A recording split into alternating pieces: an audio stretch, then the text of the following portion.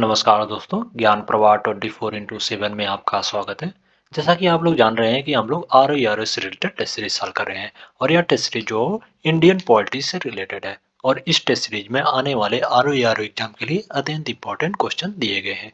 तो चलिए टाइम को बिना वेस्ट किए आगे बढ़ते हैं और आप लोगों से एक विनम्र निवेदन है कि आप लोग चैनल को सब्सक्राइब करें, वीडियो को लाइक करें और शेयर करें और इस वीडियो के पीडीएफ के लिए टेलीग्राम या व्हाट्सएप ग्रुप को ज्वाइन कर लें जो कि लिंक डिस्क्रिप्शन में दे दिया गया है। तो चलिए स्टार्ट करते हैं। पहला क्वेश्चन आपके स्क्रीन पे है इस वीडियो का।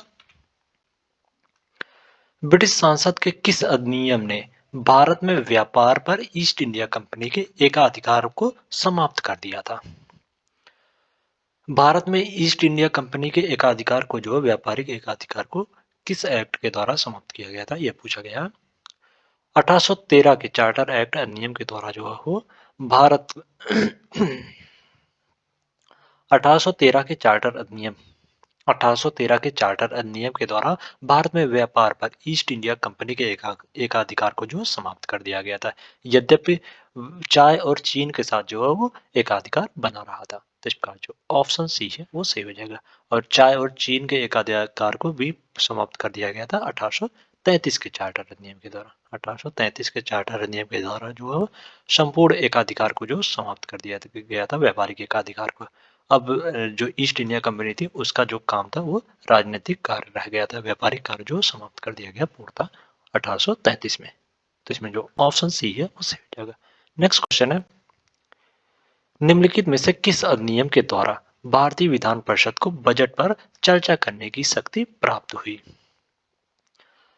भारत परिषद अधिनियम 1892 के द्वारा जो है भारतीय विधान परिषद के सदस्यों को जो बजट पर चर्चा करने की शक्ति प्राप्त हुई थी और उन्हें बजट पर 6 दिन की पूर्व नोटिस पर प्रश्न पूछने का अधिकार भी दिया गया, किंतु पूरक प्रश्न पूछने और मतदान का अधिकार जो नहीं दिया गया था। तो इसका जो ऑप्शन बी है वो सही हो जाएगा। इसमें भारत परिषद अधिनियम 1892 के द्वारा जो है वो भारतीय विधान परिषद को बजट पर पास करने की शक्ति में प्राप्त हुई थी।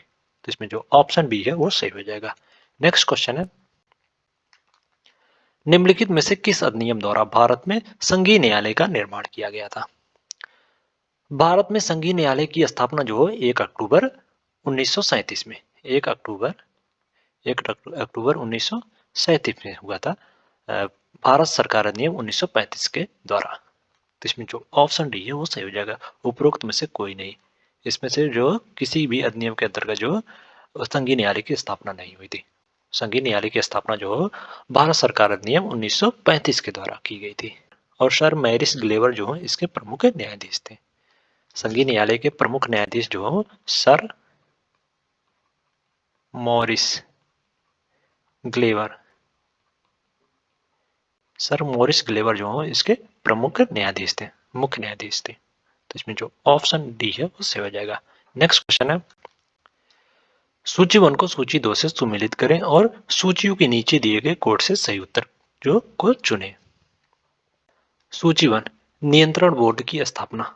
नियंत्रण बोर्ड की स्थापना जो पीटर्स इंडिया एक्ट 1784 के द्वारा 2 बोर्ड का गठन किया गया था, नियंत्रण बोर्ड और director board, board of director और बोर्ड ऑफ कंट्रोलर का गठन किया गया था। तो इसमें जो ऑप्शन ए है वो 2 से सुमेलित हो जाएगा। सुप्रीम कोर्ट की स्थापना।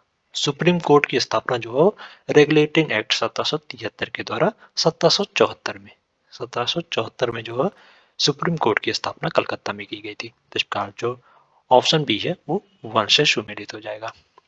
और भारत में मिशनरियों काम करने के लिए अंग्रेजों की अनुमति। अंग्रेजी मिशनरियों को भारत में काम करने की अनुमति जो है वो 1813 के चार्टर में दी गई थी। तो इसका जो ऑप्शन सी है वो 3 से सम्मिलित हो जाएगा। और गवर्नर जनरल काउंसिल में कानूनी सदस्य की नियुक्ति जो चार्टर 1833 के चार्टर एक्ट में गवर्नर जनरल के काउंसिल में एक कानूनी सदस्य की नियुक्ति किया गया था। तो इसमें जो डी है वो 4 से सम्मिलित हो जाएगा। तो इसमें 2 1 3 4 2 1 3 4, तो इसका जो ऑप्शन बी है वो सही हो जाएगा इसमें।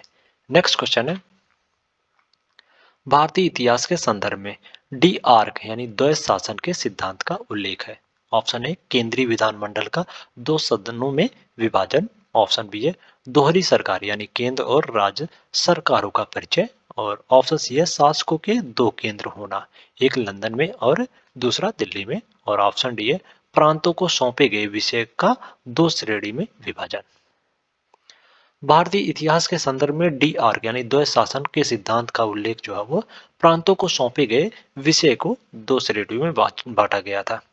प्रांतों को आरक्षित और हस्तांतरित श्रेणी में बांटा गया था और इसी को जो द्वैत शासन के सिद्धांत का उल्लेख करता है वो। तो इसका जो ऑप्शन डी है वो सही हो जाएगा इसमें। नेक्स्ट क्वेश्चन है, निम्नलिखित कथनों पर विचार करें। पहला कथन है 1919 के मॉन्टेगो चेम्सफोर्ड सुधार ने 21 वर्ष से अधिक उम्र की सभी महिलाओं को मतदान का अधिकार देने की सिफारिश की। और दूसरा कथन है 1935 के भारत सरकार अधिनियम ने महिलाओं को विधायिका में आरक्षित सीट दी। ऊपर दिए गए कथनों में से कौन सा सही है। भारत सरकार अधिनियम 1919 के मॉन्टेगो चेम्सफोर्ड सुधार में 21 वर्ष से कम उम्र की सभी महिलाओं को नहीं बल्कि इस संपत्ति के आधार पर, धन के आधार पर और शिक्षा के आधार पर जो मतदान का अधिकार देने की सिफारिश की थी, ना कि 21 वर्ष से अधिक उम्र की सभी महिलाओं को। तो इसका जो कथन एक है वो गलत हो जाएगा। और 1935 के भारत सरकार अधिनियम ने महिलाओं को जो विधायिका में आरक्षित सीटें दी थी। तो इसका जो कथन दो है वो सही हो जाएगा, क्योंकि भारत सरकार अधिनियम 1935 ने महिला मजदूरों और दलित वर्गों के लिए अलग अलग निर्वाचन क्षेत्र बनाकर सांप्रदायिक प्रतिनिधित्व के विचार का विस्तार किया था। तो इसमें जो ऑप्शन बी है वो सही हो जाएगा। इसमें पूछा गया कौन सा सही है, तो इसमें केवल दो सही है, तो बी द राइट आंसर हो जाएगा। नेक्स्ट क्वेश्चन है, भारतीय सिविल सेवाओं के संदर्भ में निम्नलिखित में से कौन सा कथन सही है।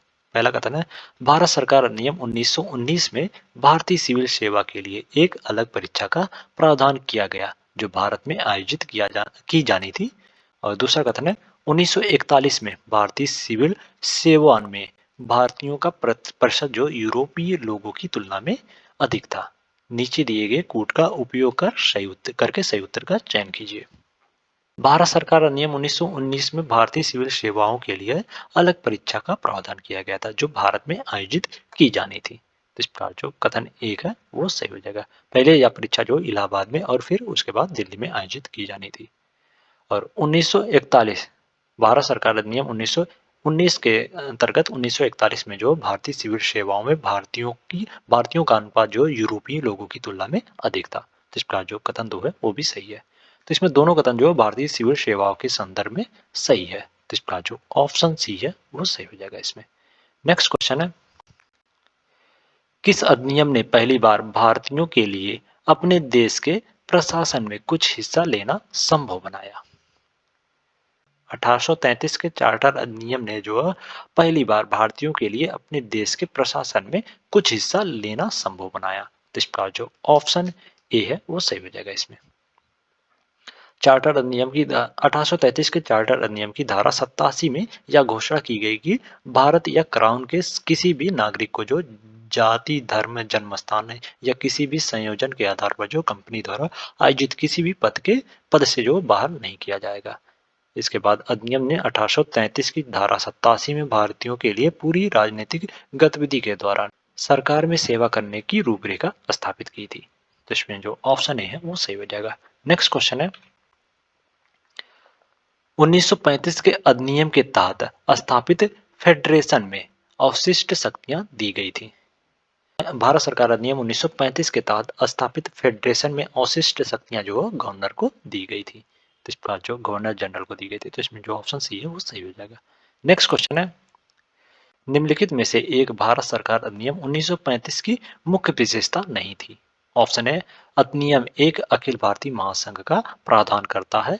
ऑप्शन बी है अवशिष्ट विषयों को प्रांतीय विधानमंडलों को आवंटित किया गया था।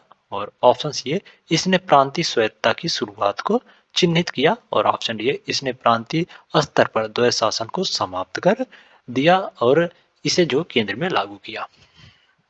भारत सरकार अधिनियम 1935 की मुख्य विशेषताओं में जो शामिल नहीं है वो अवशिष्ट विषय ना तो जो केंद्र और ना ही प्रांतीय विधायिका को आवंटित किया गया था। अवशिष्ट शक्तियां जो भारत के वायसराय में निहित थी यानी गवर्नर जनरल में निहित थी। तो इसका जो ऑप्शन बी है वो सही हो जाएगा। अवशिष्ट शक्तियां जो है वो गवर्नर जनरल में निहित थी यानी वायसराय में, जो उस समय वायसराय थे उसमें निहित थी, ना कि प्रांतीय विधानमंडल को आवंटित किया गया था। तो इसका जो ऑप्शन बी है वो सही हो जाएगा। या जो भारत सरकार अधिनियम 1935 की मुख्य विशेषताओं में शामिल नहीं है तथा अन्य सभी कथन जो सही है। तो इसमें जो ऑप्शन बी है वो सही हो जाएगा। नेक्स्ट क्वेश्चन है, कैबिनेट मिशन योजना के अनुसार संविधान सभा में प्रत्येक प्रांत में आवंटित सदस्यों की सीटें तय करने के लिए एक प्रतिनिधि किस जनसंख्या के अनुपात में था? कैबिनेट मिशन जो 1946 में भारत आया। 1946 में 1946 में जो कैबिनेट मिशन जो भारत आया और उसने जो भारत के लिए एक संविधान बनाने के लिए एक संविधान सभा के गठन की योजना प्रस्तावित की। और उस योजना में कहा गया कि प्रांतों के प्रतिनिधि जनसंख्या पर आधारित थे, जो लगभग 10 लाख जनसंख्या पर जो एक प्रतिनिधि नियुक्त किया गया जाना था। तो इसमें जो ऑप्शन बी है वो सही हो जाएगा। इसमें 10 लाख लगभग 10 लाख लोगों की जनसंख्या पर जो एक प्रतिनिधि का अनुपात तय किया गया था कैबिनेट मिशन योजना के अनुसार। तो इसमें जो ऑप्शन बी है वो सही हो जाएगा। नेक्स्ट क्वेश्चन है, निम्नलिखित में से कौन सा व्यक्ति कैबिनेट मिशन का सदस्य नहीं था? विलियम वुड्स, पेंथी लॉरेंस, स्टैफर्ड क्रिप्स और एबी अलेक्जेंडर। विलियम वुड्स जो कैबिनेट मिशन का सदस्य नहीं था, तो इसका जो ऑप्शन ए है वो सही हो जाएगा। और पेंथी लॉरेंस, सर पेंथी लॉरेंस जो है वो कैबिनेट मिशन के अध्यक्ष थे। अध्यक्ष, ये जो अध्यक्ष थे। तो इसमें जो ऑप्शन ए है वो सही हो जाएगा। नेक्स्ट क्वेश्चन है, संविधान सभा के बारे में निम्नलिखित में से कौन सा कथन गलत है?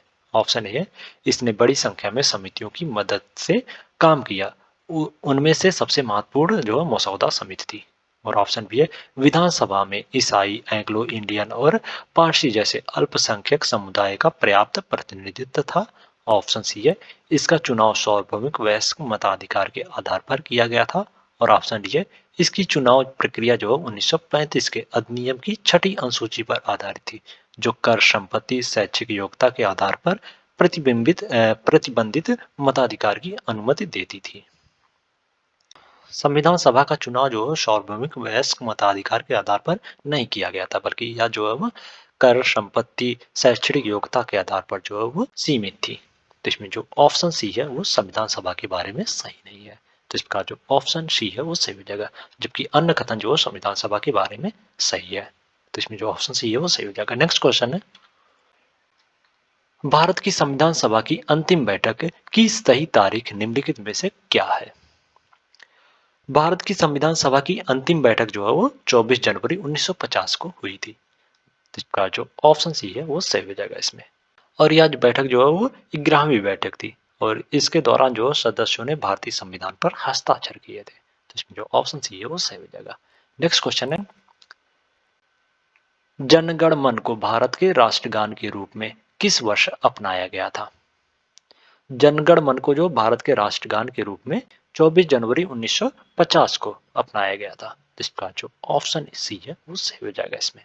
नेक्स्ट क्वेश्चन है, निम्नलिखित में से किसने सलाह दी कि भारत की स्वतंत्रता के बाद भारतीय राष्ट्रीय कांग्रेस को एक राजनीतिक दल के रूप में भंग कर दिया जाना चाहिए?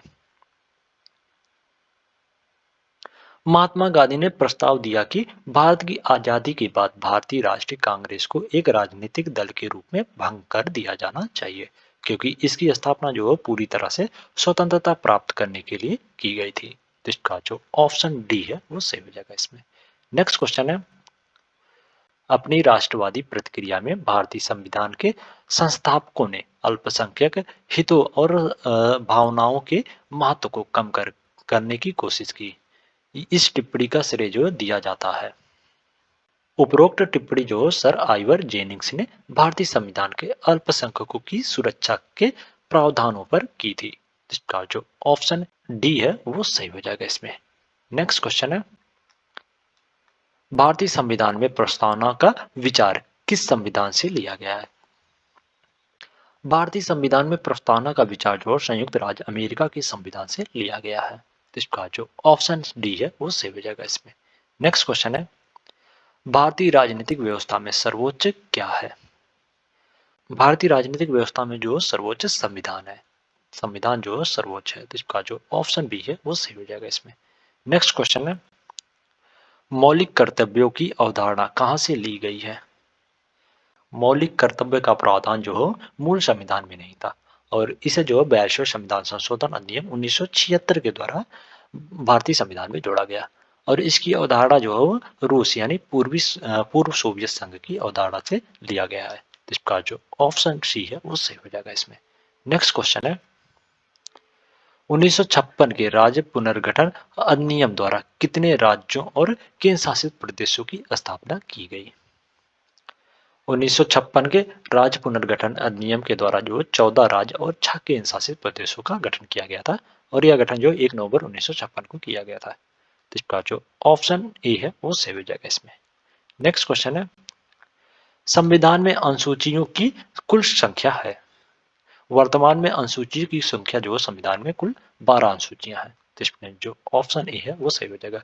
लेकिन मूल संविधान में जो अनुसूचियों की संख्या जो 8 थी। तो इसमें जो ऑप्शन ए है वो सही हो जाएगा। नेक्स्ट क्वेश्चन है सूची 1 को सूची 2 से सुमेलित करें और नीचे दिए गए कोड से सही उत्तर चुनें।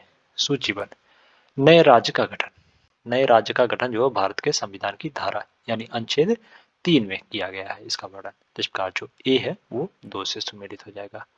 ए जो है वो 2 से सुमेलित हो जाएगा। और नागरिकता नागरिकता का वर्णन जो है भारत के संविधान के भाग 2 में किया गया है। तो इसका बी जो है वो 1 से सुमेलित हो जाएगा। और मौलिक अधिकार का वर्णन जो है भारत के संविधान का भाग 3 में किया गया है। तो इसका जो ऑप्शन सी है वो 4 से सुमेलित हो जाएगा। नागरिकता का वर्णन जो भाग 2 में और मौलिक अधिकार का वर्णन भाग 3 में किया गया है। प्रशासनिक न्यायाधिकरणों की स्थापना प्रशासनिक न्यायाधिकरणों की स्थापना जो है भारत के संविधान की धारा 323 ए में किया गया है। तो इसका जो डी है वो 3 से सुमेलित हो जाएगा। तो इसमें 2 1 4 3 2 1 4 3। तो इसका जो ऑप्शन ए है वो सही हो जाएगा इसमें। नेक्स्ट क्वेश्चन है निम्नलिखित में से कौन सा सही सुमेलित नहीं है। नागरिकता भाग 2 नागरिकता जो है भाग 2 में नागरिकता का वर्णन है। तो इसका जो ऑप्शन ए है वो सही सुमेलित है। और केंद्र शासित प्रदेश का वर्णन जो है वो भाग 8 में किया गया। भाग 8 में किया गया ना कि भाग 7 में। तो इसका जो ऑप्शन बी है वो सही सुमेलित नहीं है। तो इसमें जो ऑप्शन बी है वो सही हो जाएगा। नगर पालिका का वर्णन जो भाग 9 ए में किया गया है और चुनाव जो है वो भाग 15 में किया गया है चुनाव का वर्णन। जिसमें जो ऑप्शन बी है वो सही हो जाएगा या जो सही सुमेलित नहीं है। नेक्स्ट क्वेश्चन है भारतीय संविधान की निम्नलिखित में से कौन सी अनुसूची राज्य के नाम सूचीबद्ध करती है और उनके क्षेत्रों को निर्दिष्ट करती है। भारतीय संविधान की पहली अनुसूची जो है भारत के राज्यों और क्षेत्रों की सूचीबद्ध करती है और उनके क्षेत्रों को निर्दिष्ट करती है। तो इसका जो ऑप्शन ए है वो सही हो जाएगा। दूसरी अनुसूची में जो है वो सार्वजनिक पद संभालने वाले अधिकारियों न्यायाधीशों और सीएजी के वेतन की सूची है। और तीसरी अनुसूची जो है वो शपथ और प्रतिज्ञापन से संबंधित है। चौथी अनुसूची में जो है वो राज्यसभा में सीटों के आवंटन का विवरण प्रदर्शित करती है। इसमें जो ऑप्शन ए है वो सही हो जाएगा। नेक्स्ट क्वेश्चन है संवैधानिक संरक्षण देने के लिए राज्य भूमि सुधार कानूनों को शामिल किया गया है। संवैधानिक संरक्षण देने के लिए जो राज्य भूमि सुधार कानूनों को जो 9वीं अनुसूची में शामिल किया गया था। पहले संविधान संशोधन के द्वारा जो 9वीं अनुसूची में भूमि सुधार कानूनों को जो शामिल किया गया। तो इसमें जो ऑप्शन बी है वो सही हो जाएगा। पहला संविधान संशोधन जो वर्ष 1951 में हुआ था वर्ष 1951 में। तो इसमें जो ऑप्शन बी है वो सही हो जाएगा। नेक्स्ट क्वेश्चन है निम्नलिखित में से कौन सा भारत के संविधान की संघ सूची में शामिल नहीं है। रक्षा विदेशी मामले रेलवे कृषि। कृषि जो है वो राज्य सूची का विषय है ना कि संघ सूची का। तथा ये सभी जो है वो संघ सूची के विषय है। ये संघ सूची के विषय है और ये जो राज्य सूची का विषय है कृषि। तो इसमें जो ऑप्शन डी है वो सही हो जाएगा। यह जो संघ सूची में शामिल नहीं है। नेक्स्ट क्वेश्चन है निम्नलिखित में से कौन सा सुमेलित नहीं है। अनुच्छेद 39 ए अनुच्छेद 39 ए में जो है समान न्याय और मुफ्त कानूनी सहायता से संबंधित है। तो इसका जो ऑप्शन है वो सही सुमेलित है। अनुच्छेद 40 जो ग्राम पंचायतों का संगठन से संबंधित है। तो इसका जो ऑप्शन बी है वो भी सही सुमेलित है। और अनुच्छेद 44 में जो है समान नागरिक संहिता से संबंधित है। तो इसका जो ऑप्शन सी है वो भी सही सुमेलित है। अनुच्छेद 48 अनुच्छेद 48 जो कृषि और पशुपालन के क्षेत्रों की व्यवस्था करता है, ना कि न्यायपालिका को कार्यपालिका से अलग करना। न्यायपालिका को कार्यपालिका से अलग करने का प्रावधान जो है वो अनुच्छेद 50 में किया गया है, अनुच्छेद 50 में। तो इसका जो ऑप्शन डी है वो सही सुमेलित नहीं है, तो इसमें जो ऑप्शन डी है वो सही हो जाएगा। ओके, ऑप्शन डी जो है वो सही सुमेलित नहीं है, तो इसमें ऑप्शन डी जो है वो सही हो जाएगा। नेक्स्ट क्वेश्चन है, निम्नलिखित में से कौन भारत को एक धर्मनिरपेक्ष राज्य के रूप में वर्णित करता है? ऑप्शन ए मौलिक अधिकार, ऑप्शन बी है संविधान की प्रस्तावना, ऑप्शन सी है 9वीं अनुसूची और ऑप्शन डी है निर्देशक सिद्धांत। संविधान की प्रस्तावना में जो धर्मनिरपेक्ष शब्द शामिल है, जिसे 42वें संविधान संशोधन अधिनियम 1976 द्वारा जो प्रस्तावना में जोड़ा गया था। धर्मनिरपेक्ष शब्द जो प्रस्तावना में 42वें संविधान संशोधन अधिनियम 1976 के द्वारा जो जोड़ा गया था। तो इसका जो ऑप्शन ए बी है वो सही हो जाएगा। इसमें भारत को जो एक धर्मनिरपेक्ष राज्य के रूप में भारत संविधान की प्रस्तावना करता है। ओके, तो इसमें जो ऑप्शन बी है वो सही हो जाएगा। नेक्स्ट क्वेश्चन है, भारतीय संविधान के किस भाग को संविधान की आत्मा कहा गया है? भारतीय संविधान के प्रस्तावना को जो भीमराव अंबेडकर ने संविधान की आत्मा कहा है, तो इसका जो ऑप्शन सी है वो सही हो जाएगा। इसमें नेक्स्ट क्वेश्चन है, निम्नलिखित में से किस मामले में सर्वोच्च न्यायालय ने प्रस्तावना को भारतीय संविधान की मूल संरचना का एक भाग माना है? केशवानंद भारतीय मामले में सर्वोच्च न्यायालय द्वारा जो प्रस्तावना को भारतीय संविधान की मूल संरचना का हिस्सा माना गया था, तो इसका जो ऑप्शन डी जो है वो सही हो जाएगा। इसमें नेक्स्ट क्वेश्चन है, राज्य हर जगह है या सदा ही कोई अंतर छोड़ता है, यह कथन की अवधारणा को स्पष्ट करता है। राज्य हर जगह है या सदा ही कोई अंतर छोड़ता है, यह कथन जो है एक कल्याणकारी राज्य की अवधारणा को स्पष्ट करता है। तो इसका जो ऑप्शन ए है वो सही हो जाएगा। इसमें नेक्स्ट क्वेश्चन है, भारत में सांसदीय शासन प्रणाली क्या है? ऑप्शन है लोकसभा सीधे लोगों द्वारा चुनी जाती है, ऑप्शन बी है संसद संविधान में संशोधन कर सकती है, ऑप्शन सी राज्यसभा को भंग नहीं किया जा सकता और ऑप्शन डी मंत्रिपरिषद लोकसभा के प्रति उत्तरदायी है। सांसदीय शासन प्रणाली, भारत में सांसदीय शासन प्रणाली जो है वो मंत्रिपरिषद लोकसभा के प्रति उत्तरदायी है, इसको कहते हैं। और सरकार की सांसदीय प्रणाली में जो कार्यकारी शाखा के सदस्यों को जो विधायिका से चुना जाता है और वे जो समान जिम्मेदारी निभाते हैं। परिणाम स्वरूप लोकसभा का वह निकाय जिसके प्रति जो कार्यपालिका जवाबदेही है उसे जो है वह सांसदीय शासन प्रणाली के अंतर्गत कहा जाता है। तो इसमें जो ऑप्शन डी है वो सही हो जाएगा। नेक्स्ट क्वेश्चन है, अभिकथन है भारत में संघवाद व्यवहारिक नहीं है और कारण आर में कहा जा रहा है कि भारत एक संघीय राज्य नहीं है। नीचे दिए गए कूट से सही उत्तर चुनिए। भारतीय संविधान में जो है वो कुछ एकात्मक पहलुओं के कारण भारत पूर्णतः जो संघीय व्यवस्था नहीं है, इसलिए भारतीय संविधान भावनाओं में एकात्मक लेकिन प्रकृति में जो है वो संघीय है। संघ और राज्यों के बीच शक्तियों के पृथक्करण को देखते हुए संवैधानिक कानूनों के कई विशेषज्ञ इसे एक संघीय राज्य के रूप में मान्यता देते हैं।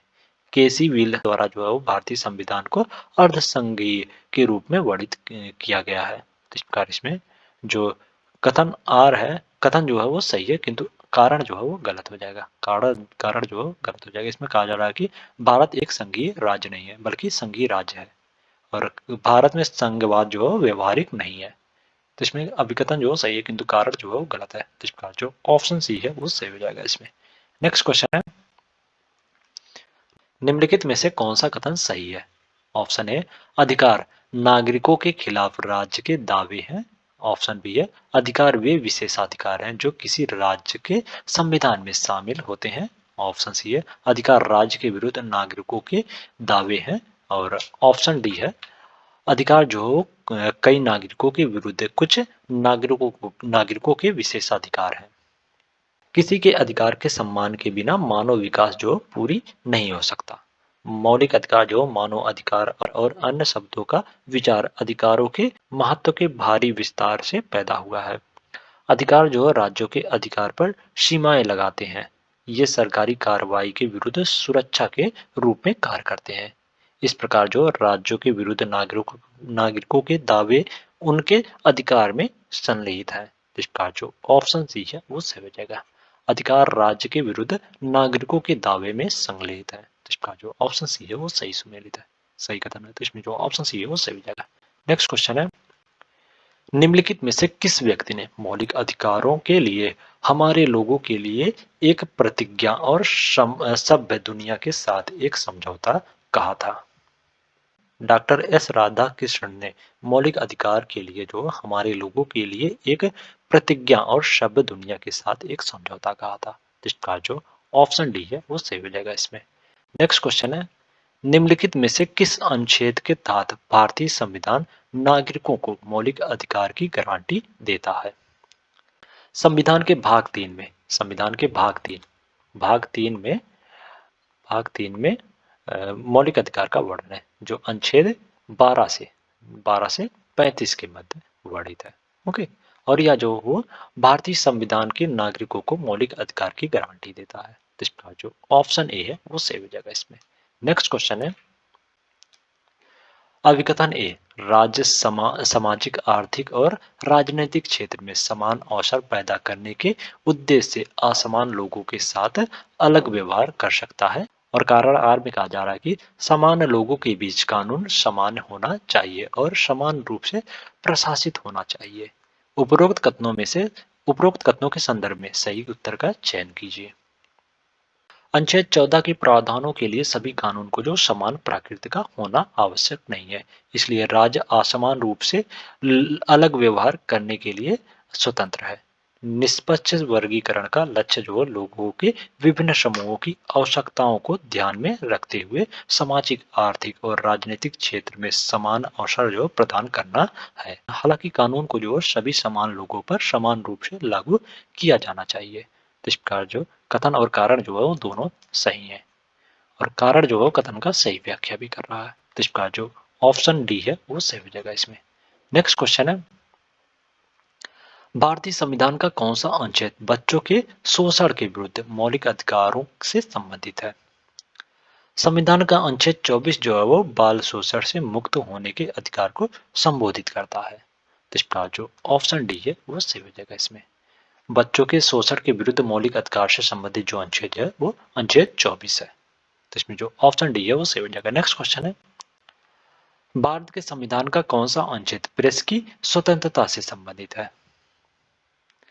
भारतीय संविधान में प्रेस की स्वतंत्रता जो सीधे तौर पर नहीं दी गई है, लेकिन सुप्रीम कोर्ट ने माना कि भाषण और अभिव्यक्ति की स्वतंत्रता के अधिकार में प्रेस की स्वतंत्रता का अधिकार भी शामिल है, और यह जो अनुच्छेद 19 में इसका प्रावधान किया गया है। तो इसमें जो ऑप्शन ए है वो सही हो जाएगा इसमें। ओके, भाषण और अभिव्यक्ति की स्वतंत्रता जो अनुच्छेद 19 में दिया गया, और इसी को जो प्रेस की स्वतंत्रता का अधिकार भी इसी के अंतर्गत वर्णित है। तो इसमें जो ऑप्शन ए है वो सही हो जाएगा। नेक्स्ट क्वेश्चन है, धार्मिक स्वतंत्रता का अधिकार के प्रावधान में शामिल है। पहला है धर्म के प्रचार प्रसार की स्वतंत्रता, दूसरा है सिखों द्वारा कृपाण पहनने और ले जाने का अधिकार, और तीसरा कथन है सामाजिक सुधार के लिए कानून बनाने का राज्य का अधिकार, और चौथा है धार्मिक निकायों द्वारा लोगों के धर्म परिवर्तन का अधिकार। नीचे दिए गए कूट से सही उत्तर चुनिए।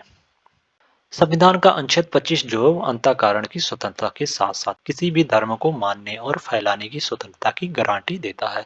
यह राज्य को सामाजिक सुधार से संबंधित कानून बनाने का अधिकार भी देता है। इस प्रकार इसमें कथन एक जो है वो सही है। ओके, और सिखों द्वारा कृपाण पहनने और ले जाने का अधिकार भी धार्मिक स्वतंत्रता का अधिकार के अंतर्गत शामिल है। तो इस प्रकार जो कथन दो है वो भी सही है।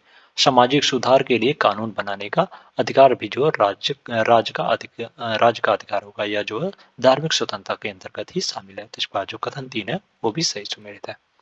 अनुच्छेद 25 जो है वो धार्मिक संगठनों या निकायों को लोगों को उनके धर्म में परिवर्तन करने का अधिकार नहीं देता है। तो इस प्रकार जो कथन 4 है वो गलत हो जाएगा धार्मिक स्वतंत्रता के अधिकार के प्रावधानों के संबंध में। तो इसमें केवल 1, 2 और 3 जो सही है। तो इस प्रकार जो ऑप्शन ए है वो सही हो जाएगा इसमें। नेक्स्ट क्वेश्चन है, निम्नलिखित कथनों पर विचार करें। पहला कथन है अनुच्छेद 301 संपत्ति के अधिकार से संबंधित है, और दूसरा कथन है संपत्ति का अधिकार एक कानूनी अधिकार है लेकिन मौलिक अधिकार नहीं है, और तीसरा कथन है कांग्रेस सरकार के कार्यकाल के दौरान 44वें संविधान संशोधन द्वारा भारतीय संविधान में अनुच्छेद 301 जोड़ा गया था। उपरोक्त में से कौन सा कथन सही है? अनुच्छेद 301 जो हो उसमें संपत्ति के अधिकार से संबंधित नहीं है, तो इसका जो कथन एक है वो सही हो जाएगा, इसमें सॉरी गलत हो जाएगा। अनुच्छेद 301 जो है वो संपत्ति के अधिकार से संबंधित नहीं है, और संपत्ति का अधिकार जो है वो एक कानूनी अधिकार है, लेकिन मूल संविधान में जो है संपत्ति के अधिकार को मौलिक अधिकार में रखा गया था। इसे जो है 44वें संविधान संशोधन अधिनियम 1978 के द्वारा जो है वो इसे कानूनी अधिकार घोषित किया गया था, और इसे जो अनुच्छेद आर्टिकल 301 के तहत जो इसको रखा गया था कानूनी अधिकार के अंतर्गत। तो इसमें जो कथन 2 है वो सही है। ओके, और इसे जो जनता पार्टी के कार्यकाल के दौरान 44वां संविधान संशोधन द्वारा भारतीय संविधान के अनुच्छेद 300A में जोड़ा गया था संपत्ति के अधिकार को। तो इसका जो कथन 3 है वो गलत हो जाएगा। ये कांग्रेस सरकार नहीं बल्कि जनता पार्टी के सरकार के कार्यकाल के दौरान इसे जोड़ा गया था। तो इसमें जो कथन 3 है वो गलत हो जाएगा। तो इसमें केवल ए 2 सही है, तो इसका जो ऑप्शन ए है वो सही हो जाएगा इसमें। नेक्स्ट क्वेश्चन है व्यक्तिगत स्वतंत्रता के अधिकार की सुरक्षा के लिए दायर की जाने वाली रिट है। व्यक्तिगत स्वतंत्रता के अधिकार की सुरक्षा के लिए जो दायर की जाने वाली रिट है वो बंदी प्रत्यक्षीकरण है। तो इसका जो ऑप्शन बी है वो सही हो जाएगा इसमें। व्यक्तिगत स्वतंत्रता का अधिकार जो है भारतीय संविधान के अनुच्छेद 21 के अंतर्गत शामिल है, और बंदी प्रत्यक्षीकरण रिट जो है वो मनमाने ढंग से हिरासत में लिए जाने के विरुद्ध व्यक्तिगत स्वतंत्रता का एक कवच है। तो इसमें जो ऑप्शन बी है वो सही हो जाएगा। नेक्स्ट क्वेश्चन है निम्नलिखित में से कौन सा मौलिक अधिकार नहीं है? समानता का अधिकार, शोषण के विरुद्ध अधिकार, संपत्ति का अधिकार और धार्मिक स्वतंत्रता का अधिकार। जो संपत्ति का अधिकार है वो एक मौलिक अधिकार नहीं है। मूल संविधान में जो है वो संपत्ति के अधिकार को जो एक मौलिक अधिकार माना गया था, किंतु 44वें संविधान संशोधन अधिनियम 1978 के द्वारा जो इसे कानूनी अधिकार घोषित कर दिया गया है, और वर्तमान में जो संपत्ति का अधिकार एक कानूनी अधिकार है, और इसे जो 301 के तहत इसका वर्णन किया गया है। तो इसमें जो ऑप्शन सी है वो सही हो जाएगा। नेक्स्ट क्वेश्चन है भारतीय संविधान निम्नलिखित में से कौन सा अधिकार प्रदान नहीं करता है? ऑप्शन ए है समान आश्रय का अधिकार, ऑप्शन बी है समानता का अधिकार, ऑप्शन सी है धार्मिक स्वतंत्रता का अधिकार, और ऑप्शन डी है स्वतंत्रता का अधिकार। भारतीय संविधान जो धार्मिक स्वतंत्रता का अधिकार, समानता का अधिकार और स्वतंत्रता का अधिकार की गारंटी देता है, लेकिन इसमें जो समान आश्रय के अधिकार का कोई उल्लेख नहीं किया गया है। तो इसका जो ऑप्शन ए है वो सही हो जाएगा। समानता का अधिकार का वर्णन जो है वो समानता का अधिकार का वर्णन अनुच्छेद 14 से 18 के मध्य किया गया है, और धार्मिक स्वतंत्रता के अधिकार का वर्णन जो है वो अनुच्छेद 25 से 28 के मध्य किया गया है, और स्वतंत्रता के अधिकार का वर्णन जो अनुच्छेद 19 से 22 के मध्य किया गया है। तो इसमें जो ऑप्शन ए है वो सही हो जाएगा। नेक्स्ट क्वेश्चन है भारतीय नागरिकों के लिए उपलब्ध मौलिक अधिकार चुने गए हैं लेकिन विदेशियों के लिए नहीं। पहला है बोलने और अभिव्यक्ति की स्वतंत्रता, और दूसरा है कानून के समक्ष समानता, तीसरा है अल्पसंख्यकों का अधिकार, और चौथा है जीवन और स्वतंत्रता की सुरक्षा। इसमें से पूछा गया है कौन सा जो विदेशियों के लिए कौन सा मौलिक अधिकार नहीं है। अनुच्छेद 19 के अंतर्गत जो केवल भारतीय नागरिकों को ही अभिव्यक्ति की स्वतंत्रता का अधिकार दिया गया। बोलने और अभिव्यक्ति की स्वतंत्रता का अधिकार जो है वो केवल भारतीयों को दिया गया, विदेशियों को नहीं। इस पर जो कथन एक है वो सही है। ओके, और यह जो अनुच्छेद 19 में इसका वर्णन किया गया, अनुच्छेद 19 में कानून के समक्ष अधिकार जो दोनों को, भारतीयों और विदेशियों दोनों को दिया गया है। इसका जो कथन 2 है वो गलत हो जाएगा। और अल्पसंख्यकों का अधिकार जो है वो ये भी केवल भारतीय नागरिकों को दिया गया है, विदेशियों को नहीं दिया गया है। इसका जो कथन 3 है वो भी सही सुमेलित है। और जीवन एवं स्वतंत्रता का अधिकार जो भारतीय नागरिकों और विदेशियों दोनों को जो है यह अधिकार प्राप्त है। तो इसका जो कथन 4 है वो गलत हो जाएगा। तो इसमें केवल 1 और 3 जो है वो सही है। तो इसका जो ऑप्शन ए है वो सही हो जाएगा इसमें। नेक्स्ट क्वेश्चन है सूची 1 को सूची 2 से सुमेलित करें और सूचियों के नीचे दिए गए कोड का उपयोग करके सही उत्तर चुनिए। सूची 1 में विषय और सूची 2 में संविधान के कुछ हिस्से। उपाधियों का उन्मूलन। उपाधियों का उन्मूलन जो है वो मौलिक अधिकार है, एक मौलिक अधिकार है। ये मौलिक अधिकार, यहाँ मौलिक अधिकार कर लो, ये मौलिक अधिकार है, यहाँ ये कर्तव्य कर लो। ओके, उपाधियों का उन्मूलन जो है मौलिक अधिकार है, तो इस प्रकार ए का 4 से सम्मिलित हो जाएगा। ग्राम पंचायत का संगठन। ग्राम पंचायत का गठन या संगठन जो है वो राज्य के नीति निर्देशक सिद्धांत में इसका वर्णन किया गया है। ग्राम पंचायत का संगठन का वर्णन, इस प्रकार जो बी है वो 1 से सम्मिलित हो जाएगा। और शिक्षा के अवसर प्रदान करना। शिक्षा के अवसर प्रदान करना जो 6 से 14 वर्ष की आयु के बच्चों के लिए शिक्षा के अवसर का प्रदान करना जो मौलिक कर्तव्य में दिया गया है, तो इस प्रकार सी का 3 से सम्मिलित हो जाएगा। और इंडिया अर्थात भारत राज्यों का संघ है। इंडिया अर्थात भारत जो राज्यों का संघ है, इसका वर्णन जो है वो संघ और उसके राज्य क्षेत्र में किया गया है, यानी संघ और राज्य क्षेत्र, या संघ और राज्य क्षेत्र का राज्य क्षेत्र में, उसके राज्य क्षेत्र में इसका वर्णन है, तो इस प्रकार डी का 2 से सम्मिलित हो जाएगा। तो इसमें 4 1 3 2, 4 1 3 2 कहीं पे नहीं है यार, ये इतना का ऑप्शन चेंज हुआ है तो इसमें हो सकता नहीं होगा, लेकिन यही ऑप्शन जो यही जो मैं बताया हूँ वही सही है। ओके, तो इसमें कोई भी ऑप्शन सही नहीं है, क्वेश्चन नहीं गलत था, इसको गलत काट दो। नेक्स्ट क्वेश्चन है, राज्य के नीति निर्देशक सिद्धांत का निम्नलिखित में से कौन सा अनुच्छेद अंतर्राष्ट्रीय शांति और सुरक्षा को बढ़ावा देने से संबंधित है। भारतीय संविधान का अनुच्छेद 51 जो है वो अंतर्राष्ट्रीय शांति और सुरक्षा को बढ़ावा देने से संबंधित है, इस प्रकार जो ऑप्शन ए है वो सही हो जाएगा इसमें। और अनुच्छेद 48 ए में जो है पर्यावरण की सुरक्षा और सुधार तथा वन्य जीवों की सुरक्षा से संबंधित है, अनुच्छेद 48 ए में। और अनुच्छेद 43 ए जो है वो उद्योगों के प्रबंधन में श्रमिकों की भागीदारी से संबंधित है। और अनुच्छेद 41 जो है वो काम करने का और शिक्षा का और कुछ मामलों में सार्वजनिक सहायता का अधिकार से संबंधित है, तो इसमें जो ऑप्शन ए है वो सही हो जाएगा इसमें। नेक्स्ट क्वेश्चन है, संविधान शोषण के विरुद्ध अधिकार प्रदान करता है। बच्चों को, महिलाओं को, आदिवासियों को, दलितों को दिए गए कूट की सहायता से अपना सही उत्तर चुने। भारतीय संविधान जो महिलाओं, बच्चों और आदिवासी लोगों को जो शोषण से बचाता है, शोषण के विरुद्ध अधिकार प्रदान करता है, तो इसमें जो कथन 1 2 और 3 जो है वो सही हो जाएगा। ओके, हालांकि दलित शब्द का जो इसमें उल्लेख नहीं किया गया है, शोषण के विरुद्ध के अधिकार में जो दलित शब्द का उल्लेख नहीं किया गया है, तो इसका जो कथन 4 है वो गलत हो जाएगा। तो इसमें केवल 1 2 और 3 जो है सही है, तो इसका जो ऑप्शन सी है वो सही हो जाएगा इसमें। नेक्स्ट क्वेश्चन है, राज्य के नीति निर्देशक सिद्धांत एक चेक है जिसका भुगतान बैंक की सुविधा पर किया जाता है, यह किसने कहा था। बी आर अम्बेडकर, के एम मुंशी, डॉक्टर राजेंद्र प्रसाद और के टी शाह। राज्य का नीति निर्देशक सिद्धांत जो है एक चेक है जिसका भुगतान जो बैंक की सुविधा पर किया जाता है, यह कथन जो है के टी शाह ने कहा था, जिसका जो ऑप्शन डी है वो सही हो जाएगा इसमें। नेक्स्ट क्वेश्चन है, मौलिक कर्तव्य के संबंध में निम्नलिखित में से कौन सा कथन सत्य नहीं है। ऑप्शन है, उन्हें रिट द्वारा जो लागू किया जा सकता है। और दूसरा कथन है, उन्हें केवल संवैधानिक तरीकों से बढ़ावा दिया जा सकता है। ऑप्शन सी है, उनका उपयोग अस्पष्ट कानून की व्याख्या के लिए किया जा सकता है। और ऑप्शन डी है, किसी विशेष कर्तव्य का पालन संवैधानिक कानून के दायरे में आता है जिसे जो अदालत को तय करना होता है। मौलिक कर्तव्य को जो रीढ़ द्वारा लागू नहीं किया जा सकता, तो इसका जो ऑप्शन ए है वो सही हो जाएगा।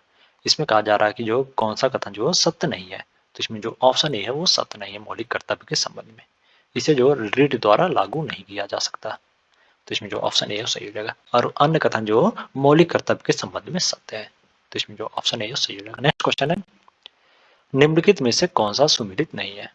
विषय के भाग संविधान, भाग 2 जो सिटीजनशिप से संबंधित है, तो इसका जो ए है वो 1 से सम्मिलित हो जाएगा। और भाग तीन जो मौलिक अधिकार का वर्णन करता है, तो इसका जो बी है वो 2 से सम्मिलित हो जाएगा।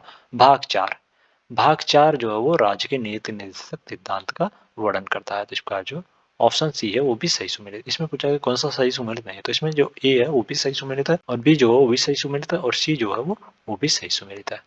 भाग 5 में जो है वो संघ का वर्णन किया गया है, संघ और संघ के कार्यों का वर्णन किया गया है, तो इस प्रकार जो ऑप्शन डी है वो सही सुमेलित नहीं है। मौलिक कर्तव्य का वर्णन जो भाग 4 का में किया गया, भाग 4 ए में, भाग 4 ए में जो मौलिक कर्तव्य का वर्णन किया गया है, तो इसमें जो ऑप्शन डी है वो सही सुमेलित नहीं है, तो इसमें डी द राइट आंसर हो जाएगा। नेक्स्ट क्वेश्चन है, भारतीय संविधान के 17वें संशोधन द्वारा जिन 2 केंद्र शासित प्रदेशों को भारत के राष्ट्रपति के चुनाव में भाग लेने का अधिकार दिया गया है वे हैं। भारतीय संविधान के 17वें संविधान संशोधन अधिनियम 1992 के द्वारा जो है यह प्रावधान किया गया है कि दिल्ली और पुडुचेरी को भारत के राष्ट्रपति के चुनाव में भाग लेने का अधिकार दिया गया है, तो इसका जो ऑप्शन बी है वो सही हो जाएगा। 17वां संविधान संशोधन अधिनियम जो है ये 17वां संविधान संशोधन जो है वो वर्ष 1992 में हुआ था। ओके, और इसमें जो दिल्ली और पुडुचेरी जो राष्ट्रपति के चुनाव में भाग लेने के अधिकार दिया गया है, तो इसमें जो ऑप्शन बी है वो सही हो जाएगा। नेक्स्ट क्वेश्चन है, राष्ट्रपति चुनाव के संबंध में निम्नलिखित में से कौन सा सही नहीं है। ऑप्शन ए, उत्तराधिकारी का चुनाव मौजूदा राष्ट्रपति के कार्यकाल की समाप्ति से पहले होना चाहिए, और दूसरा ऑप्शन बी है, राष्ट्रपति अपने पद पर प्रवेश करने की तिथि से 5 वर्ष की अवधि के लिए जो पद धारण करेगा। ऑप्शन सी है, अपने कार्यकाल की समाप्ति पर वह जो है तब तक पद पर बना रहता है जब तक कि उसका उत्तराधिकारी जो उसके कार्यकाल में प्रवेश नहीं कर लेता, और ऑप्शन डी है, राष्ट्रपति का चुनाव इस आधार पर स्थगित किया जा सकता है कि निर्वाचन मंडल जो अधूरा है। इसमें पूछा गया है कि राष्ट्रपति चुनाव के संबंध में जो कौन सा कथन सही नहीं है। अधूरे निर्वाचक मंडल राष्ट्रपति चुनाव को जो स्थगित करने की अनुमति नहीं देता है, विघटित विधानसभा चुनाव में भाग लेने में असमर्थ है, और इसके अलावा जो है राष्ट्रपति के चुनाव से संबंधित विकल्प जो है सही है, तो इसमें जो ऑप्शन डी है वो सही हो जाएगा। या जो राष्ट्रपति की चुनाव इस आधार पर जो स्थगित नहीं किया जा सकता कि निर्वाचन मंडल जो अधूरा है, तो इसमें जो ऑप्शन डी है वो सही हो जाएगा। राष्ट्रपति के चुनाव के संबंध में यह जो कथन गलत है। नेक्स्ट क्वेश्चन है, भारत में किसी राज्य का मुख्यमंत्री राष्ट्रपति चुनाव में मतदान करने के लिए पात्र नहीं है यदि। ऑप्शन ए, वह एक उम्मीदवार है। ऑप्शन बी है, उन्हें राज्य विधानमंडल के निचले सदन में अपना बहुमत साबित करना बाकी है। ऑप्शन सी है, वह राज्य विधानमंडल के उच्च सदन का सदस्य है, और ऑप्शन डी है, वह राज्य विधानमंडल के निचले सदन का सदस्य है। यदि किसी राज्य का मंत्री जो है वो राज्य विधानमंडल के उच्च सदन का सदस्य है तो वह राष्ट्रपति के चुनाव में मतदान के लिए पात्र नहीं होगा। इसका जो ऑप्शन सी है वो सही हो जाएगा, और इसका वर्णन जो है अनुच्छेद 54 में किया गया है, अनुच्छेद 54 में इसका वर्णन किया गया है, तो इसमें जो ऑप्शन सी है वो सही हो जाएगा। नेक्स्ट क्वेश्चन है, भारत के राष्ट्रपति अपना इस्तीफा किसे संबोधित करते हैं। भारत के राष्ट्रपति जो है वो अनुच्छेद 56(1)(a) के अनुसार जो है भारत के उपराष्ट्रपति को अपने इस्तीफे के बारे में सूचित करते हैं, और उसके बाद जो है लोकसभा के अध्यक्ष को सूचित करते हैं अनुच्छेद 56(2) के अनुसार। अनुच्छेद 56(1)(a) के अनुसार जो उपराष्ट्रपति को संबोधित करते हैं अपना इस्तीफा, और उसके बाद अनुच्छेद 56(2) के अनुसार जो लोकसभा अध्यक्ष को सूचित करते हैं, तो इसमें जो ऑप्शन बी है वो सही हो जाएगा इसमें। नेक्स्ट क्वेश्चन है, राष्ट्रपति जो संसद का एक हिस्सा है, इसका जो ऑप्शन बी है वो सही हो जाएगा इसमें। नेक्स्ट क्वेश्चन है, उपराष्ट्रपति को एक प्रस्ताव द्वारा उसके पद से हटाया जा सकता है। अनुच्छेद 67 बी में कहा गया है कि उपराष्ट्रपति को जो राज्यसभा राज्यों की परिषद के एक प्रस्ताव द्वारा जो हटाया जा सकता है, तो इसका जो ऑप्शन ए है वो सही हो जाएगा। राज्यसभा के राज्यों की परिषद के एक प्रस्ताव द्वारा जो उपराष्ट्रपति को हटाया जा सकता है अनुच्छेद 67 बी के अनुसार, अनुच्छेद 67 बी के अनुसार, तो इसमें जो ऑप्शन ए है वो सही हो जाएगा। नेक्स्ट क्वेश्चन है, निम्नलिखित में से कौन सा कथन सत्य नहीं है। ऑप्शन है, राष्ट्रपति या राज्यपाल को आधिकारिक कार्यों के लिए कानूनी कार्रवाई से छूट है। ऑप्शन बी है, कोई भी न्यायालय राज्यपाल को कोई कर्तव्य निभाने के लिए बाध्य नहीं कर सकता। और ऑप्शन सी है राज्यपाल को उनके व्यक्तिगत कृतियों के संबंध में नागरिक कार्यवाही शुरू करने के लिए लिखित रूप में 2 महीने का नोटिस दिया जाना चाहिए। और ऑप्शन डी है न्यायालयों को मंत्रियों द्वारा राष्ट्रपति या राज्यपाल को दी गई सलाह की जांच करने का अधिकार है। इसमें पूछा गया जो कौन सा कथन जो सत्य है नहीं है। अनुच्छेद 72(2) में कहा गया है कि कोई भी अदालत जो है इस बात की जांच नहीं करेगा कि मंत्री ने राष्ट्रपति या राज्यपाल को जो क्या सलाह दी है। जिसका जो ऑप्शन डी है वो सही नहीं है। जिसमें जो ऑप्शन डी है वो सही हो जाएगा। इसमें कहा जा रहा है न्यायालयों को मंत्रियों द्वारा राष्ट्रपति या राज्यपाल को दी गई सलाह की जांच करने का अधिकार है, बल्कि जो है वो अनुच्छेद 72(2) के अनुसार 74(2) के अनुसार अनुच्छेद 74(2) के अनुसार जो है उनकी जांच का अधिकार नहीं दिया गया उन्हें। न्यायालयों को जो जांच का अधिकार नहीं दिया गया है। तो इसमें जो ऑप्शन डी है वो सही हो जाएगा। नेक्स्ट क्वेश्चन है सरकार के सांसदीय स्वरूप के तहत वास्तविक कार्यकारी शक्ति का प्रयोग कौन करता है। प्रधानमंत्री जो सरकार के सांसदीय स्वरूप के अनुसार तहत जो है वो वास्तविक कार्यकारी शक्तियों का प्रयोग करता है। इसका जो ऑप्शन बी है वो सही हो जाएगा इसमें। और भारतीय संविधान में जो है इससे संबंधित प्रावधान जो है शामिल है। तो इसमें जो ऑप्शन बी है वो सही हो जाएगा। नेक्स्ट क्वेश्चन है उप प्रधानमंत्री का कार्यकाल। ऑप्शन ए मूल संविधान के तहत बनाया गया था। ऑप्शन बी एक संविधानोत्तर विकास है। ऑप्शन सी है 44वें संविधान संशोधन द्वारा बनाया गया था। और ऑप्शन डी है 85वें संविधान संशोधन द्वारा बनाया गया था। भारतीय संविधान में उप प्रधानमंत्री के कार्यकाल का कोई उल्लेख नहीं है। या जो पूरी तरह से एक गैर संवैधानिक पद है जिसे राजनीतिक आवश्यकता से बनाया गया था। यानी यह जो है एक संविधानोत्तर विकास है। उप प्रधानमंत्री का कार्यकाल जो है वो एक संविधानोत्तर विकास है। जिसका जो ऑप्शन बी है वो सही हो जाएगा इसमें। नेक्स्ट क्वेश्चन है केंद्रीय मंत्रिपरिषद सामूहिक रूप से उत्तरदायी है। केंद्रीय मंत्रिपरिषद जो सामूहिक रूप से लोकसभा के प्रति उत्तरदायी होता है। जिसका जो ऑप्शन डी है वो सही हो जाएगा। और इसका वर्णन जो अनुच्छेद 75(3) में किया गया है। अनुच्छेद 75(3) में जो है वो कहा गया है कि केंद्रीय मंत्रिपरिषद जो सामूहिक रूप से लोकसभा के प्रति उत्तरदायी होगा। तो इसमें जो ऑप्शन डी है वो सही हो जाएगा। नेक्स्ट क्वेश्चन है निम्नलिखित में से कौन सा भारत के संविधान में नहीं आता। ऑप्शन ए वार्षिक वृत्ति विवरण। ऑप्शन बी विनियोग विधेयक। ऑप्शन सी है बजट। और ऑप्शन डी है भारत की समेकित निधि। भारत के संविधान में जो बजट शब्द का उल्लेख नहीं है। अनुच्छेद 112 के अंतर्गत जो वार्षिक वित्तीय विवरण का उल्लेख किया गया है और इसी को जो बजट कहा जाता है। तो इसका जो ऑप्शन सी है वो सही हो जाएगा इसमें। भारतीय संविधान में जो बजट का उल्लेख नहीं किया गया है। नेक्स्ट क्वेश्चन है निम्नलिखित में से कौन भारत का प्रधानमंत्री बनने से पहले कभी किसी राज्य का मुख्यमंत्री नहीं रहा। चंद्रशेखर जो है भारत के मुख्यमंत्री बनने से पहले भारत के प्रधानमंत्री बनने से पहले जो किसी राज्य के मुख्यमंत्री नहीं रहे थे। इसका जो ऑप्शन सी है वो सही हो जाएगा इसमें। नेक्स्ट क्वेश्चन है भारत सरकार के मुख्य कानूनी सलाहकार हैं। भारत सरकार के प्रमुख कानूनी सलाहकार जो अटॉर्नी जनरल है। जिसका जो ऑप्शन डी है वो सही हो जाएगा। भारत के अटॉर्नी जनरल जो है वो भारत सरकार के मुख्य कानूनी सलाहकार है। अटॉर्नी जनरल को जो अपने कर्तव्यों का पालन करते समय सभी भारतीय अदालतों में सुनवाई का अधिकार होगा। यह वर्णन किया गया है। नेक्स्ट क्वेश्चन है भारत के नियंत्रक एवं महालेखा परीक्षक की नियुक्ति किसके द्वारा की जाती है। भारत के नियंत्रक एवं महालेखा परीक्षक की नियुक्ति जो है वो अनुच्छेद 148 अनुच्छेद 148(1) के अनुसार जो है वो राष्ट्रपति करेगा। इसका जो ऑप्शन ए है वो सही हो जाएगा। भारत के नियंत्रक एवं महालेखा परीक्षक की नियुक्ति जो राष्ट्रपति करेगा। इसका वर्णन जो है वो अनुच्छेद 148(1) में किया गया है। तो इसमें जो ऑप्शन ए है वो सही हो जाएगा। नेक्स्ट क्वेश्चन है भारत के नियंत्रक एवं महालेखा परीक्षक द्वारा निम्नलिखित में से कौन सा कर्तव्य नहीं निभाया जाता है।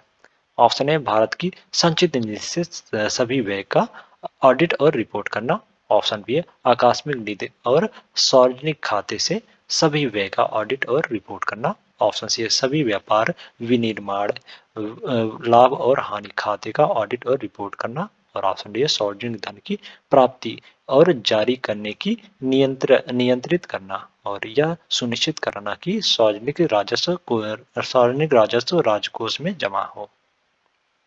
भारत के नियंत्रक एवं महालेखा परीक्षक द्वारा जो कर्तव्य नहीं निभाया जाता वो है सार्वजनिक धन की प्राप्ति और जारी करने को नियंत्रित करना और उसे यह सुनिश्चित करना कि सार्वजनिक राजस्व जो राजकोष में जमा हो। तो इसका जो ऑप्शन डी है वो सही हो जाएगा। यह जो है वो भारत के महालेखा परीक्षक की कर्तव्य में नहीं आता है।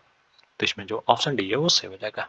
नेक्स्ट क्वेश्चन है, भारत सरकार की प्रक्रिया के क्रम में निम्नलिखित में से कौन भारत के मुख्य न्यायाधीश से ऊपर आता है? भारत सरकार की वरीयता तालिका में वरीयता क्रम जो है निम्नलिखित है। सबसे ऊपर जो है राष्ट्रपति होगा, उसके बाद उपराष्ट्रपति का वरीयता आएगी, फिर प्रधानमंत्री की, फिर राज्य के राज्यपाल की, उसके बाद पूर्व राष्ट्रपति की वरीयता होगी, फिर उसके बाद उप प्रधानमंत्री की वरीयता, फिर भारत का मुख्य न्यायाधीश और लोकसभा अध्यक्ष जो है समान वरीयता के अंतर्गत आते हैं। तो इसमें जो ऑप्शन बी है वो सही हो जाएगा। इसमें मुख्य न्यायाधीश के ऊपर जो है वो पूर्व राष्ट्रपति की वरीयता है। तो इसमें जो ऑप्शन बी है वो सही हो जाएगा। नेक्स्ट क्वेश्चन है, लोकसभा में राज्यवार सीट आवंटित पर आधारित है।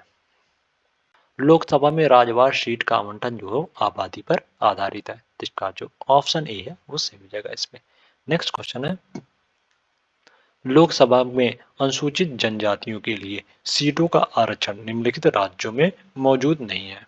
ऑप्शन है केरल और तमिलनाडु, ऑप्शन बी है कर्नाटक और केरल, ऑप्शन सी है तमिलनाडु और कर्नाटक, और ऑप्शन डी है उपरोक्त सभी। अब तक जो है अरुणाचल प्रदेश, गोवा, हरियाणा, हिमाचल प्रदेश, जम्मू कश्मीर, कर्नाटक, केरल, तमिलनाडु, मेघालय, नागालैंड, पंजाब, सिक्किम और उत्तर प्रदेश में जो अनुसूचित जनजातियों के लिए कोई आरक्षण जो नहीं था, लेकिन उनके परिसीमन के बाद जो लोकसभा में अनुसूचित जनजातियों के लिए कर्नाटक और मेघालय के लिए दो दो सीटें जो आरक्षित हैं। फिलहाल तमिलनाडु और केरल राज्य में लोकसभा में अनुसूचित जनजातियों के लिए कोई आरक्षण नहीं है। तो इसका जो ऑप्शन ए है वो सही हो जाएगा। इसमें नेक्स्ट क्वेश्चन है, अपना कार्यकाल पूरा करने से पहले लोकसभा भंग किया जा सकता है। ऑप्शन ए राष्ट्रपति के विवेक से, ऑप्शन बी प्रधानमंत्री के विवेक से, ऑप्शन सी लोकसभा अध्यक्ष के विवेक से, और ऑप्शन डी प्रधानमंत्री की सिफारिश पर राष्ट्रपति द्वारा।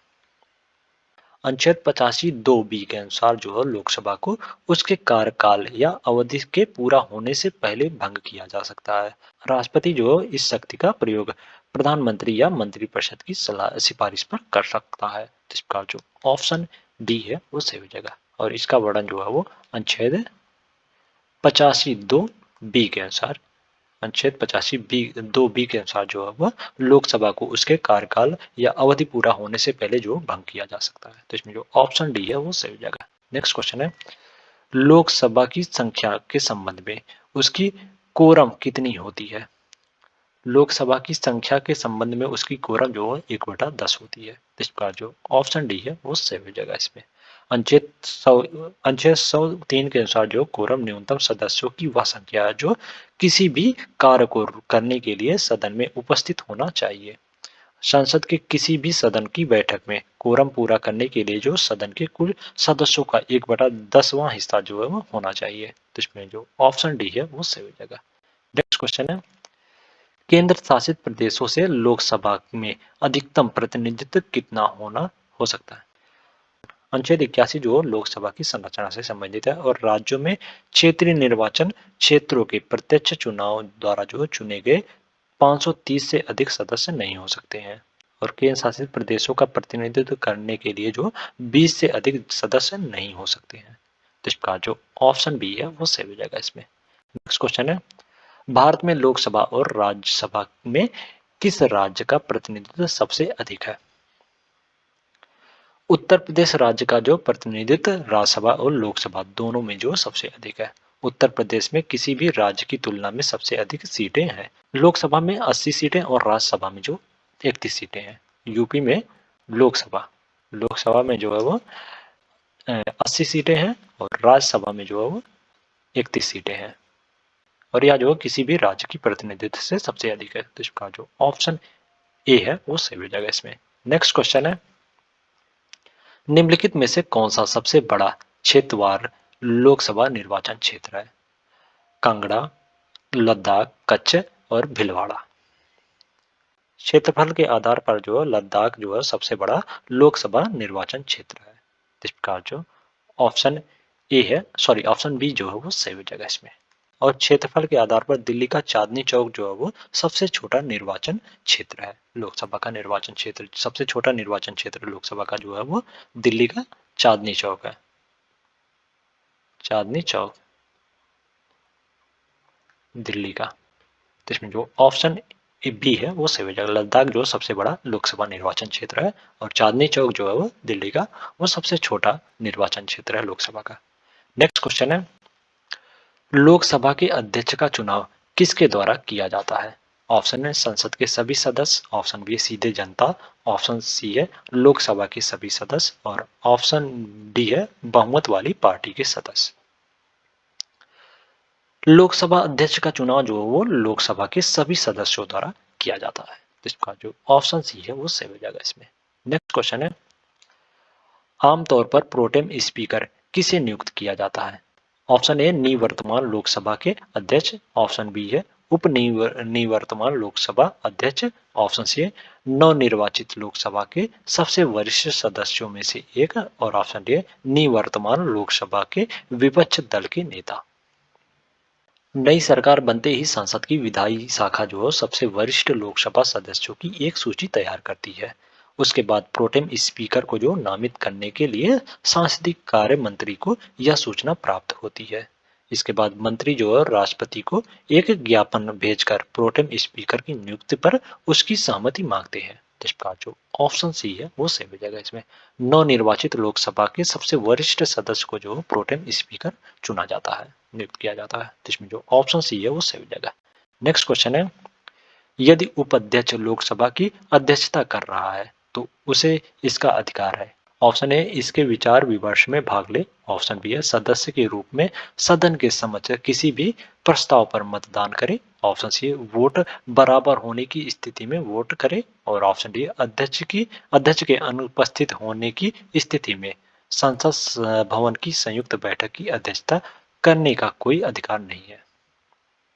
भारतीय संविधान के अनुच्छेद 95 के अनुसार वोटों में बराबर की स्थिति में उपाध्यक्ष जो अध्यक्ष की भूमिका निभाएगा और उन मामलों को छोड़कर सभी जो है वो अध्यक्ष के अधिकार लागू नहीं हो। तो इसमें जो ऑप्शन सी है वो सही हो जाएगा। नेक्स्ट क्वेश्चन है, लोकसभा में किसी विधेयक पर सामान्य चर्चा निम्नलिखित में से किस चरण में होती है? ऑप्शन है विधेयक की शुरुआत के दौरान, ऑप्शन बी है दूसरे वाचन के दौरान, ऑप्शन सी है रिपोर्ट चरण के दौरान और ऑप्शन डी तीसरे वाचन के दौरान। किसी भी विधेयक को जो विधायिका के किसी भी सदन में 3 चरणों से गुजरना होता है। प्रारंभ में बिल पेश करने के लिए अनुमति का अनुरोध किया जाता है और यदि स्वीकृत हो जाता है तो बिल जो पेश किया जाता है। विधेयक के दूसरे वाचन में जो विधेयक पर चर्चा होती है जो 2 भागों में होती है। सबसे पहले जो समग्र रूप से विधेयक पर व्यापक चर्चा होती है और उसके बाद जो है एक चयन या संयुक्त समिति द्वारा प्रस्तुत या रिपोर्ट किए गए अनुसार खंड दर खंड इसकी जांच की जाएगी और प्रभारी सदस्य जो है यह प्रस्ताव कर सकता है कि बहस तीसरे वाचन तक सीमित होने पर विधेयक को पारित कर दिया जाए। तो इसका जो ऑप्शन बी है वो सही हो जाएगा। लोकसभा में किसी विधेयक पर जो समान चर्चा दूसरे वाचन के दौरान होती है। तो इसमें जो ऑप्शन बी है वो सही हो जाएगा। नेक्स्ट क्वेश्चन है, पहली बार राज्यसभा का गठन किस वर्ष किया गया था? पहली बार राज्यसभा का गठन जो है वो वर्ष 1952 में 3 अप्रैल 1952 में 3 अप्रैल 1952 में किया गया था। तो इसका जो ऑप्शन सी है वो सही हो जाएगा इसमें। भारतीय संसद के ऊपरी सदन को जो राज्यसभा कहा जाता है और इसका गठन पहली बार जो 3 अप्रैल 1952 को किया गया था, 3 अप्रैल 1952 को। तो इसमें जो ऑप्शन सी है वो सही हो जाएगा। वर्तमान में राज्यसभा के सदस्यों की संख्या जो है वो अधिकतम संख्या जो है 250 है और इनमें से 12 सदस्य को जो है वो राष्ट्रपति द्वारा मनोनीत किया जाता है। इसमें जो ऑप्शन सी है वो सही हो जाएगा। तो आज के लिए इतना ही। अगले नेक्स्ट वीडियो में हम लोग नेक्स्ट टेस्ट सीरीज लेके आएंगे। अगर वीडियो अच्छी लगी हो तो वीडियो को लाइक कर दीजिएगा और इसी प्रकार के वीडियो के लिए चैनल को सब्सक्राइब कर लीजिएगा। Thank you so much.